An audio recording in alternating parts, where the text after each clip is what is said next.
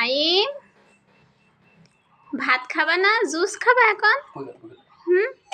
নাইম দেখো ভাত আছে ভাত খায় না ও এখন জুস খাবে দুপুরবেলা জুস তাহলে গিলাসে ঢেলে দেয় খেতে হবে এবার নাও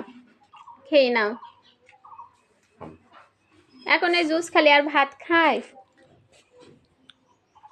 বলো জুস পড়ে যাবে না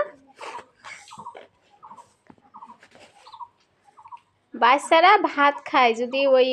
দোকানের খাবার কম খায় তাহলে নাইম সারাক্ষণ দোকানের খাবার খাবে তাহলে আর ভাত খায় তা নাইম পড়ে গিয়ে দেখো ঠোঁট কেটে গেছে কই দেখি দেখি মজা না তা খাচ্ছ কেন তুমি